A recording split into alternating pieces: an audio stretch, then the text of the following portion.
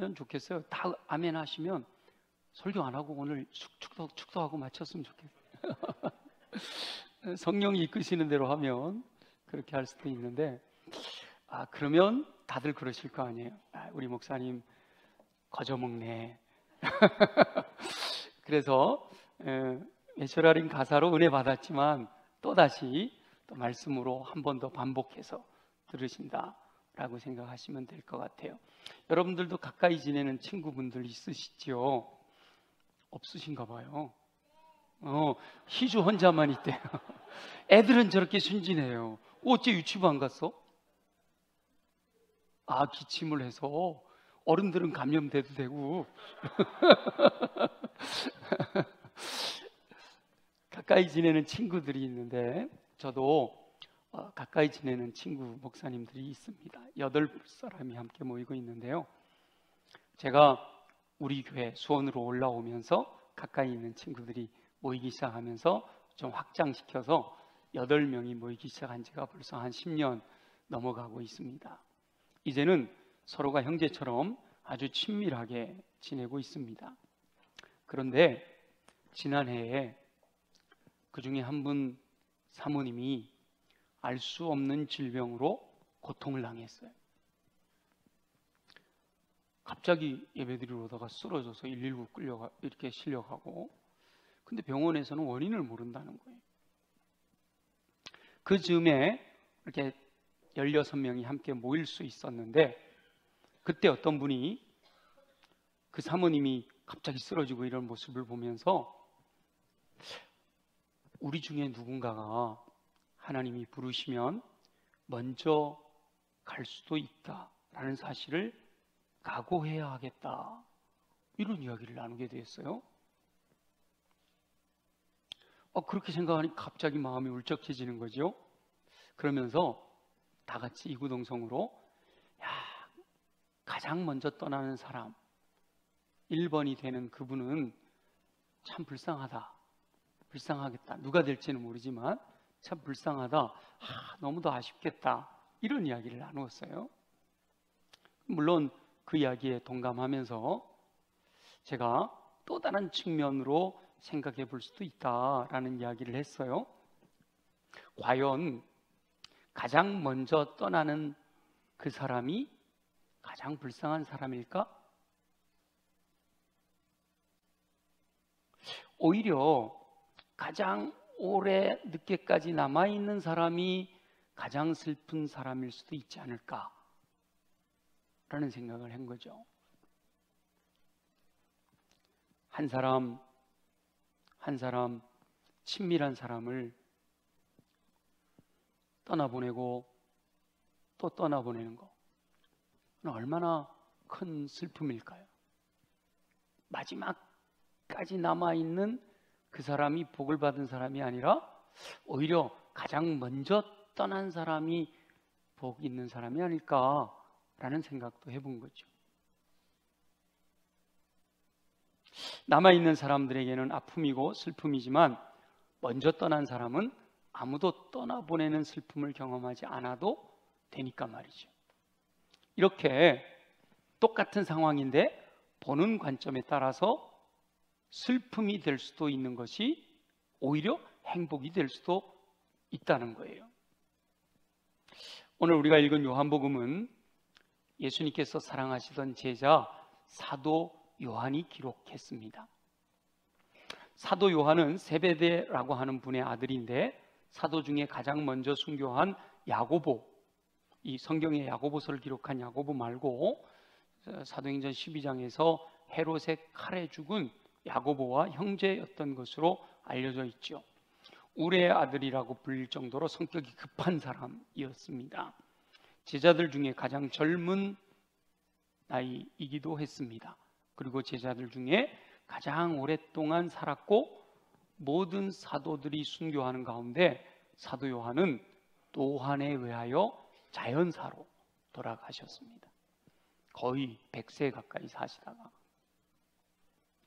요한복음은 보편적으로 AD 80년 혹은 90년 그 어간에 기록된 것으로 알려져 있습니다.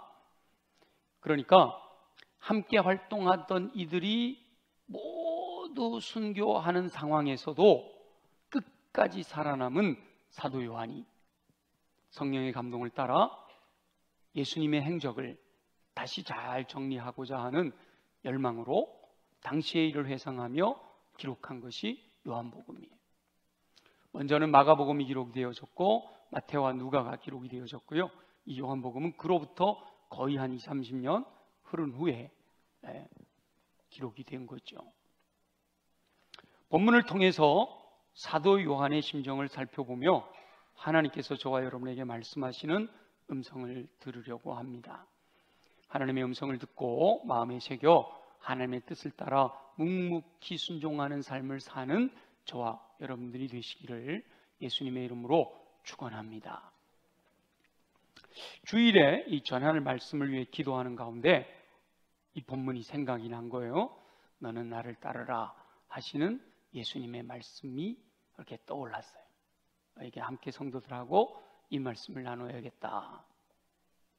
그런데 말씀을 읽고 본문을 하나하나 살펴보면서 말씀을 준비하는 가운데 뭔가 마음에 걸리는 게 있었어요. 그래서 제가 지난 설교를 검색을 해봤습니다. 저는 여러분 알다시피 원고 설교를 하니까 모든 설교에 원고가 다 있단 말이에요.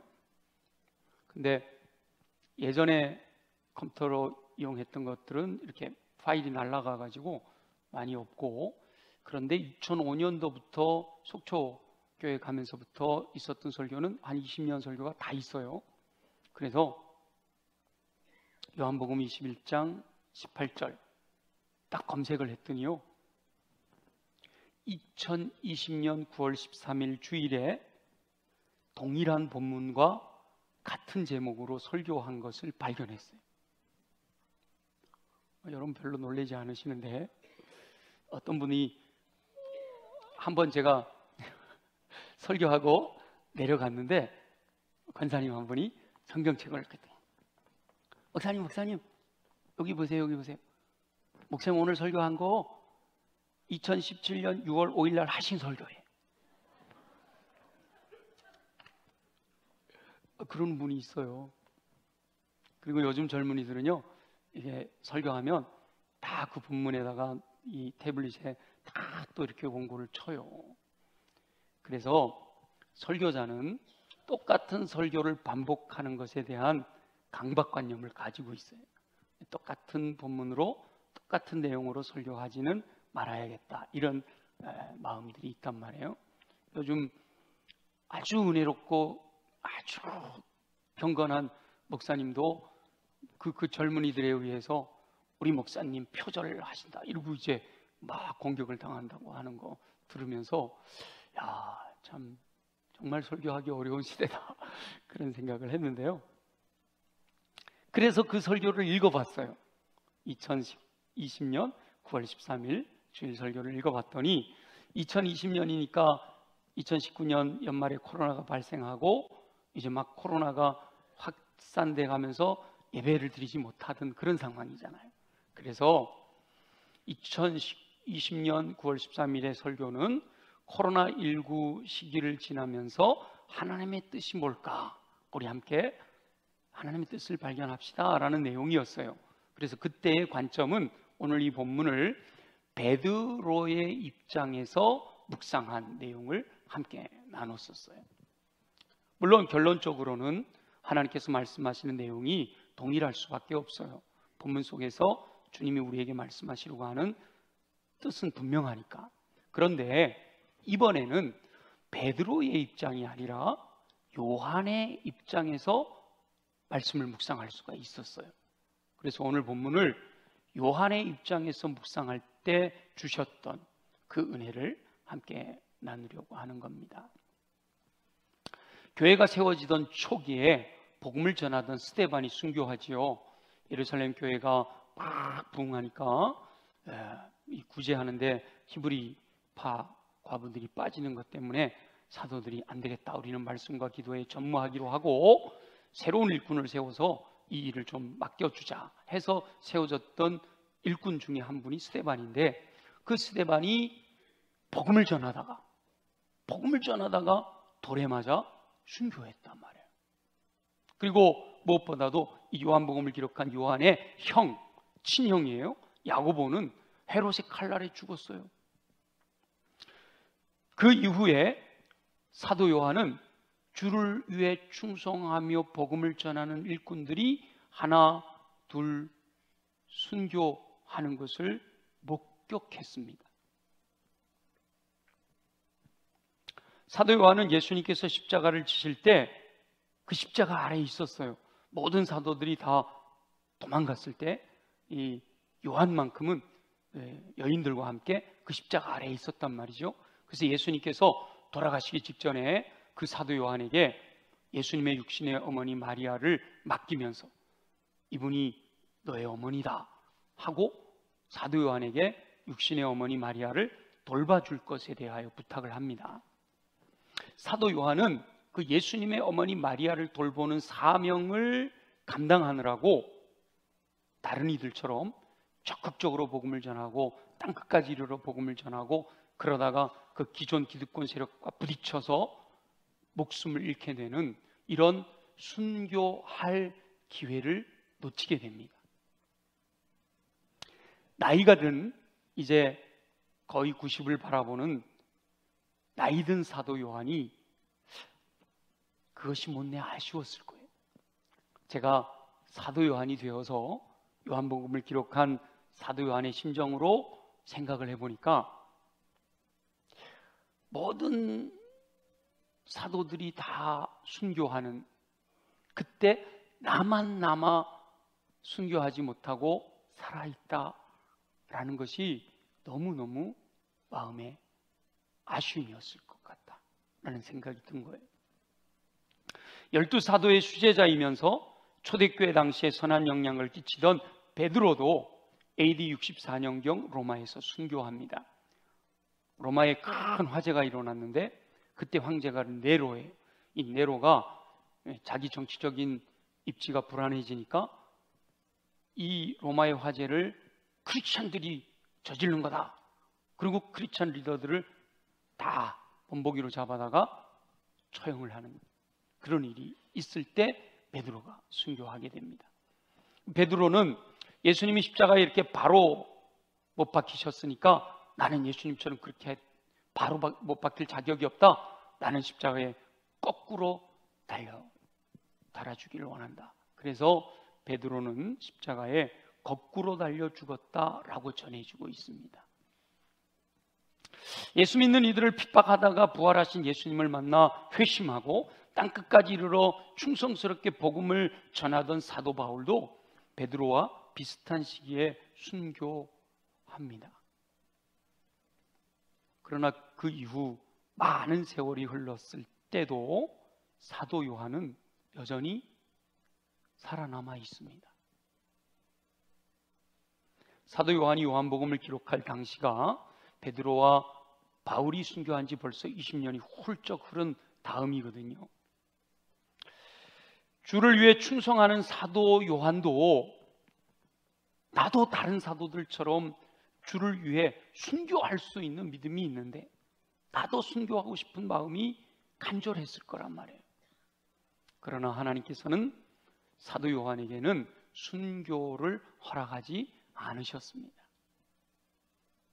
사도 요한은 성령님의 감동을 따라 요한복음을 기록하게 됩니다. 그래서 성령님이 감동하시는 대로 태초에 하나님이 천지를 창조하시니라 이 말씀이 하나님과 함께 있었으니 이 말씀이 곧 하나님이시니라 영접하는 자 곧 그 이름을 믿는 자들에게 하나님의 자녀가 되는 권세를 주셨나니 말씀이 육신이 되어 우리 가운데 거하시며 우리가 그 영광을 보니 하나님의 독생자의 영광이 은혜와 진리가 충만하더라. 하나님이 세상을 이처럼 사랑하사 독생을 쭉 써나가는 거예요. 그러다가 이제 요한복음 20장까지 마무리하고 마지막 21장에 베드로를 예수님을 부인했던 베드로를 회복시켜 주셨던 그 장면, 그리고 예수님께서 그 베드로에게 다시 사명을 주시며 내 양을 먹이라, 내 양을 치라, 내 양을 먹이라 하시는 그 말씀을 하셨고, 그리고 오늘 18절부터 23절까지 이 본문이 이제 마무리로 정리가 되고 있는데, 이 마무리, 요 본문을 정리하면서 이 사도 요한의 마음에 그랬구나, 하나님의 뜻이 그것이었구나 라고 깨달으면서 이 가슴이 먹먹해지지 않았을까라는 거룩한 상상을 해본 겁니다. 모든 사도들이 순교하였는데 살아남아 있는 요한의 아픔이 있습니다. 우리는 살아남은 것이 복이라고 생각하지만 살아남은 자의 고통이 있다는 뜻입니다.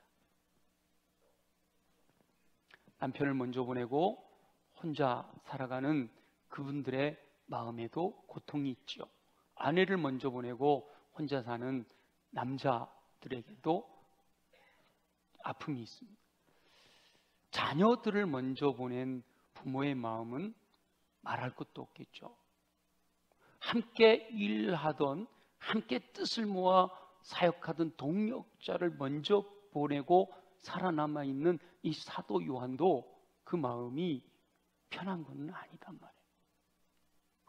자신도 순교할 수 있는데, 나도 멋지게 주를 위해 내 생명 던질 수 있는데 왜 나만 살아남아야 하는지 안타까워. 살아남은 사도 요한을 보면서 사람들이 수군거리는 것처럼 느껴집니다. 우리 23절을 한번 볼까요? 23절을 다 같이 시작.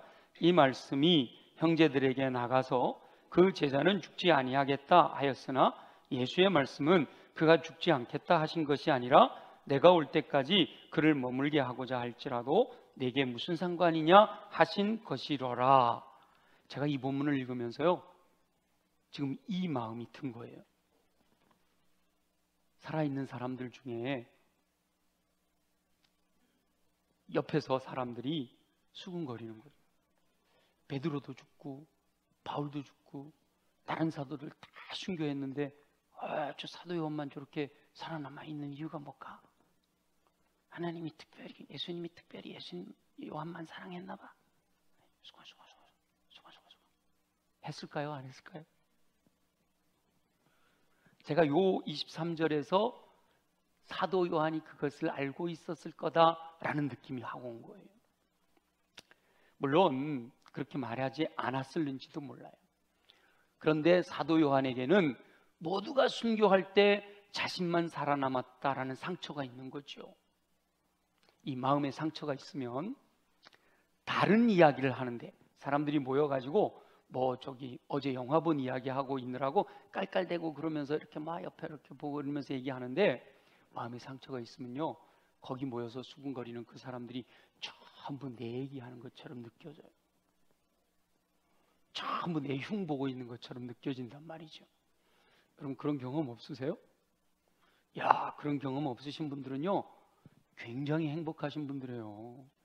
근데 많은 분들이 마음에 상처가 있어서 누가 이렇게 딱 눈으로 혈기만 봐도 저 사람 난 미워하나 봐, 이런 생각이 들어요. 아무 생각 없이 한 건데 이 상처가 있으면 그렇게 돼요. 그래서 사도 요한도 아마도 그런 상처가 있었을 것 같습니다.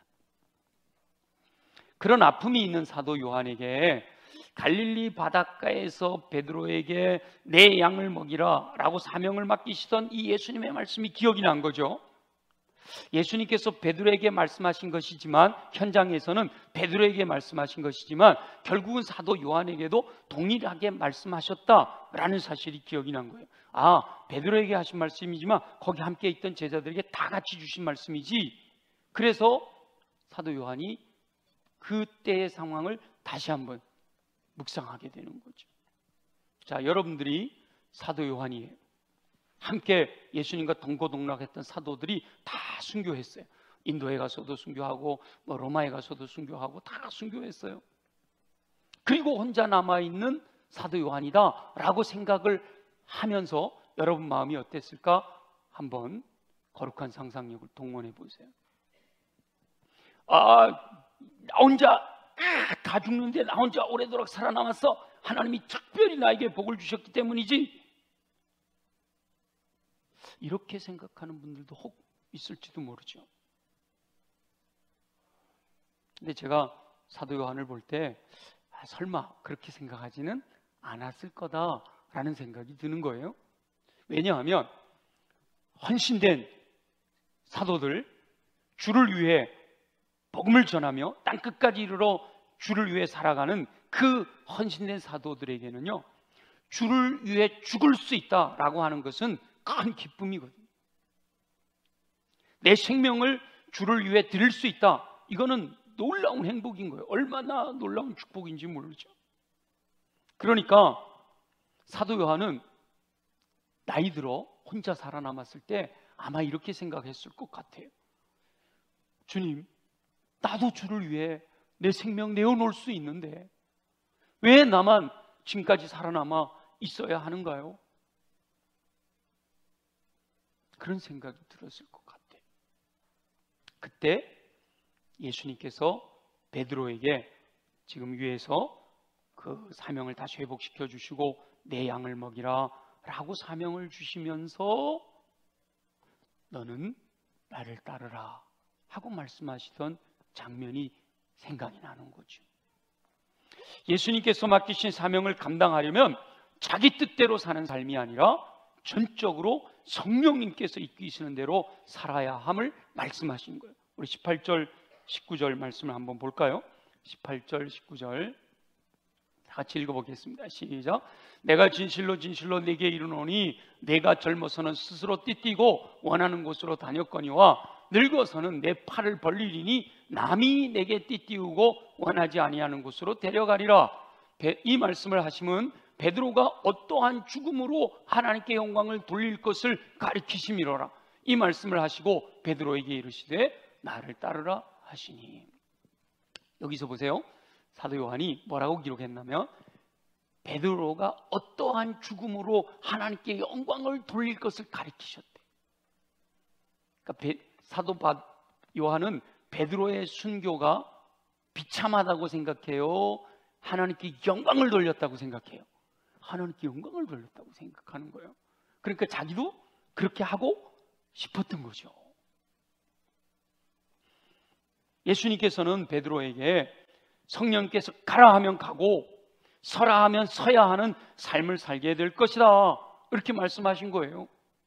다시 말하면 여기서 베드로에게 젊어서 늙어서는 이렇게 표현하고 있지만 우리가 성경적으로 볼 때 너희가 믿음이 연약할 때는 네가 하고 싶은 대로 다 했을는지 몰라. 그러나 이제 믿음이 성장하고 성숙하여져서 성령으로 충만하게 되면 그때는 네 맘대로 사는 것이 아니라 성령이 이끄시는 대로 살아가야 하는 거야. 그때는 너는 나를 따르는 삶을 살아야 돼 라고 말씀하시는 거란 말이죠. 그렇게 성령의 이끄심을 따라 살아서 결국은 하나님의 영광을 나타내는 죽음, 순교에 이르렀다라고 하는 거죠. 그때 베드로가 예수님께 질문을 하잖아요. 그래요? 저는 그렇게 된다고요? 그러면 이 예수님을 따르는 이 요한은 어떻게 될까요? 요한의 삶은 어떻게 될 것인지 좀 알려주세요 라고 물었습니다. 그런데 예수님께서 그 베드로의 그 질문에 뭐라고 대답하시는가 하면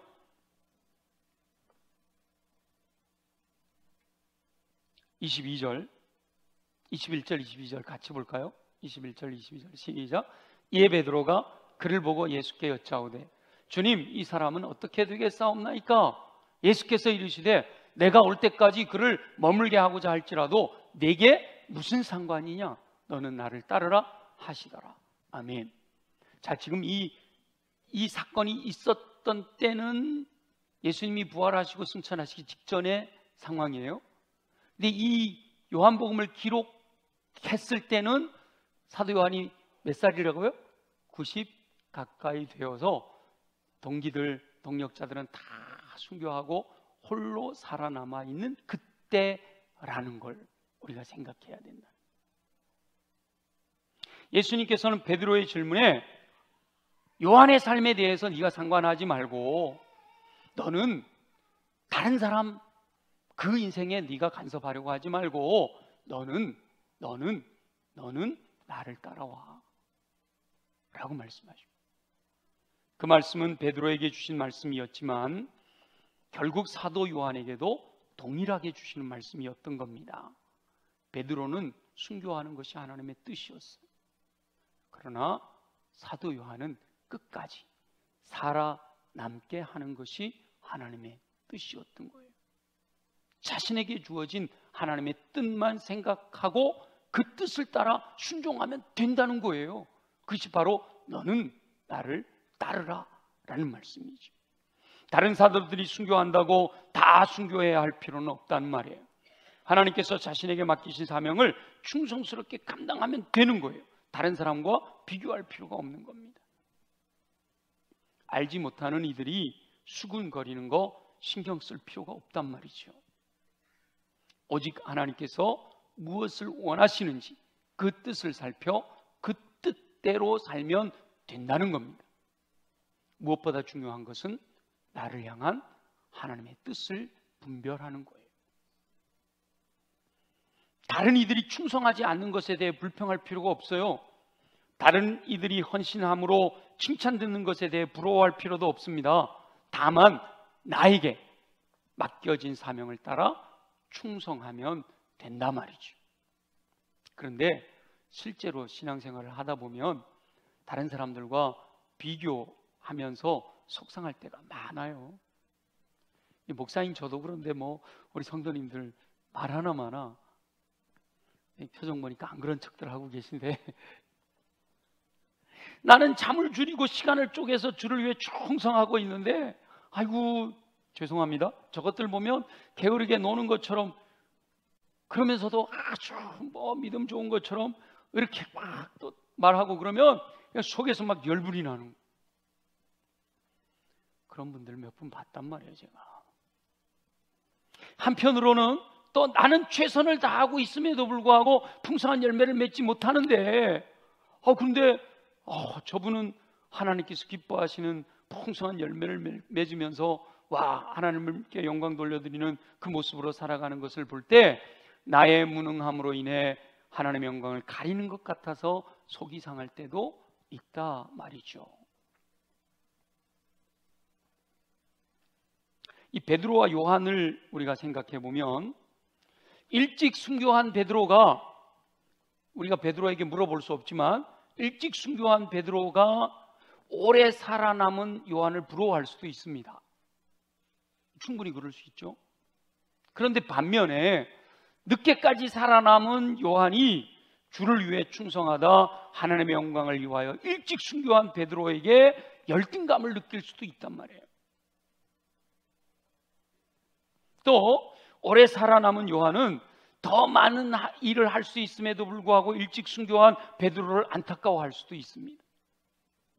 또 한편으로는 일찍 순교한 베드로는 오히려 오래 살아남아 그 뒤치다거리 그 많은 일들을 감당해야 하는 요한을 안쓰러워할 수도 있다는 거예요. 어떤 관점에서 보느냐에 따라서 동일한 사건을 보면서도 서로 다르게 생각할 수가 있는 거예요. 그래서 의견 충돌이 일어나고 서로 마음이 맞질 못해서 갈라서기도 하고 그러는 거죠. 그런데 하나님은 어떤 상황이나 어떤 사건 속에서 우리 하나님의 사람들이 어떤 관점으로 살아가길 원하시느냐? A라는 사람이 이곳에서 보는 것과 B라는 사람이 이쪽 방향으로 보는 것, C라는 사람이 이쪽 면을 보는 것은 서로 다 달라요. 그래서 하나님께서는 우리 모든 성도들이 오직 하나님의 관점으로 보기를 원하시는 거예요. 내 눈으로 보는 것을 이것이 옳다고 주장하는 것이 아니라 하나님의 관점으로 모든 것을 보라 라고 말씀하신단 말이죠. 하나님께서는 모든 성도들이 너는 나를 따르라 라고 말씀하신 그 예수님의 명령을 이해하고 그 뜻을 따라 살 것을 요구하신단 말이에요. 철저하게 하나님의 뜻을 분별하고 순종하는 삶을 살기를 원하십니다. 그리고 저와 여러분은 다른 이와 비교하는 것이 아니라 오직 자신에게 맡겨주신 사명을 따라 충성을 다하는 삶을 사시기를 예수님의 이름으로 축원합니다. 저와 여러분은 지금 성령 강림 주일 후 네 번째 주일을 보내고 있습니다. 여러분 저기 현수막 6월달에 보면 이 절기가 쭉 나오죠. 오늘 세 번째 주 16일은 성령 강림절 후 네 번째 주일이 되는 거예요.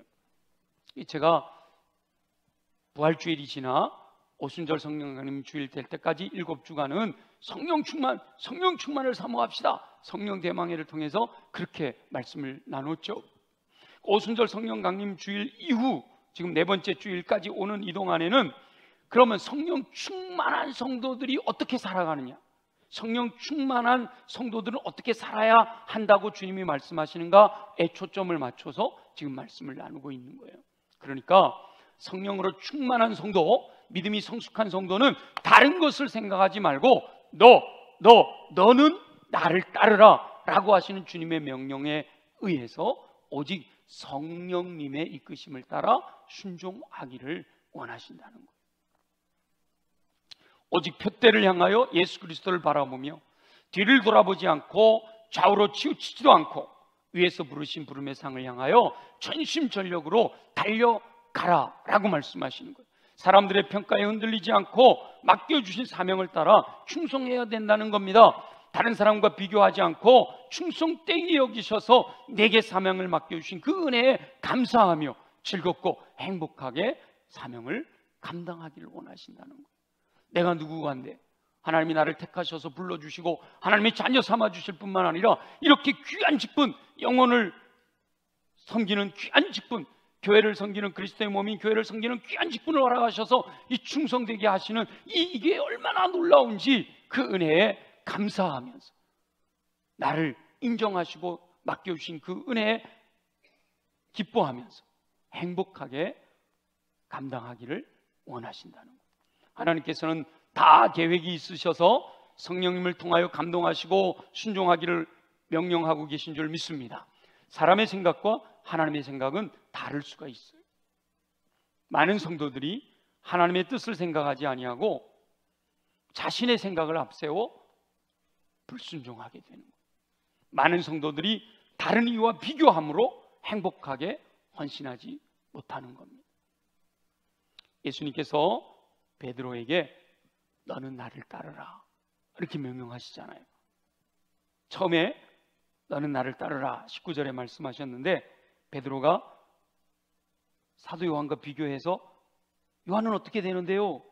그랬더니 또 반복해서 너는 나를 따르라 이렇게 말씀하시잖아요. 사도 요한은 너는 나를 따르라 이 말씀을 기록할 때 예수님이 베드로에게 하신 말씀이지만 그래 지금까지 내가 내 생각이 아니라 주님의 생각을 따라 성령의 이끄심을 따라 여기까지 온 것이로구나. 그러니 순교의 자리에 동참하지 못한 안타까움이 이건 내 생각이로구나 라는 것들을 깨닫게 되면서 얼마나 마음의 위로가 되었을까 라는 생각을 하게 됩니다. 저와 여러분이 처한 상황과 보는 관점은 모두 다를 수가 있습니다. 그러나 반드시 기억해야 할 것은 하나님께서 저와 여러분에게 너는 다른 사람이 아니에요. 너는 나를 따르라 라고 분명하게 말씀하신다 라는 사실입니다. 하나님께서는 사람의 생각을 내려놓고 다른 사람들의 평가에도 상관하지 말고 오직 너는 나를 따르라 라고 말씀하셔요. 어떤 상황이나 환경 속에서도 오직 너는 나를 따르라 라고 말씀하십니다. 저와 여러분은 오직 하나님의 말씀을 따라 순종함으로써 주의 일을 위해 충성하고 헌신할 때 즐겁고 행복한 마음으로 감당해내시기를 예수님의 이름으로 축원합니다. 우리 주신 말씀을 기억하면서 하나님 내게 주신 말씀 내가 마음에 새기고 더 성숙한 모습으로 더 주님 닮은 모습으로 더 주님이 원하시는 뜻에 가깝게 다가가 주를 위해 충성하고 헌신할 수 있게 하여 주옵소서. 우리 다 같이 함께 통성으로 기도합니다. 오직 하나님의 뜻을 따라 철저하게 순종하는 삶을 살기 원하시는 우리 주 여호와 아버지 하나님, 주를 위해 충성하면서도 관점의 차이로 인해 생긴 마음의 상처로 말미암아 즐겁고 행복하게 일하지 못함을 용서하여 주옵소서. 사람의 생각을 내려놓게 되기를 원합니다. 세상적인 관점이나 인간적인 판단을 포기하게 하여 주옵소서. 오직 하나님의 관점으로 모든 것을 분별할 수 있는 지혜를 허락하여 주시옵소서. 충성하지 못하는 이들을 보며 불평하지 않게 되기를 원합니다. 더 충성하지 못하는 것을 안타까워하며 마음 아파하지도 않게 하여 주옵소서. 오직 하나님께서 맡기신 사명에 집중하며 충성하게 되기를 소원합니다. 절대로 다른 사람과 비교하지 않게 하여 주옵소서. 비교하여 조금 낫다고 우월의식을 갖지도 않게 하시고, 비교하여 부족함을 발견하고 열등감을 갖지도 않게 하시기를 소원합니다. 오직 맡겨주신 사명을 따라 묵묵히 충성하게 하여 주시옵소서. 이성적인 판단도 내려놓고 오직 성령님의 이끄심을 따라 순종할 수 있기를 소원합니다. 성령님의 이끄심을 따르면 절대로 후회하지 않게 될 줄 믿습니다. 모든 성도들을 성령으로 충만하게 하셔서 선한 길로 인도하여 주시옵소서. 허락하실 주님을 기대합니다. 감사합니다. 영광을 받아 주시옵소서. 살아계시 역사하시는 우리 주 여호와 아버지 하나님, 오늘도 우리를 주님의 전으로 부르시니 감사합니다. 주의 말씀에 의지하여 말씀대로 순종하는 삶을 살아가도록 은혜를 더하여 주시옵소서. 행하실 주님을 찬양하고 경배합니다. 그러기 위해 우리 육체가 강해야겠습니다. 주님, 나의 연약한 부위에 믿음으로 손을 얹고 함께 기도합니다. 나사렛 예수의 이름으로 명하노니 모든 육체의 질병은 뿌리째 뽑혀 떠나갈지어다. 그리하여 독수리 날개친같이 새 힘을 공급받아 걸어가도 피곤치 않고 뛰어가도 고단치 않는 강건함으로 주의 영광 나타내게 하여 주시옵소서. 우리 가슴에 손을 얹고 기도합니다. 내 안에 여러 가지 주님이 기뻐하시지 아니하는 많은 더러운 것들이 들어와 있습니다. 미움과 시기와 질투와 절망과 낙심과 포기와 좌절의 마음이 내 안에 들어와 있습니다. 이 시간 예수 보혈의 능력으로 명하노니 내 안에 있는 이 더러운 것들은 정결하게 깨끗하게 새롭게 될지어다.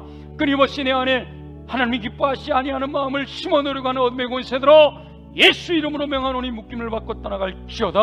온전히 우리의 마음은 옥토로 준비되어 주의 말씀이 임하실 때마다 아멘으로 받아 믿고 순종하여 인내함으로 30배 60배 100배 열매 맺는 삶 살게 하여 주옵소서. 그러기 위해 우리를 성령으로 충만하게 하시기를 원합니다. 성령님, 내 마음의 왕좌에 좌정하시어 왕이 되어 다스려 주시옵소서. 왕이신 성령의 이끄심을 따라 믿음으로 순종하여 나간 영혼들에게 열매를 통해 하나님의 사람으로 온전하게 하시고 은사로 말미암아 모든 선한 일을 행할 능력을 갖추어 주의 영광 위하여 쓰임받는 일꾼으로 삼아 주시옵소서.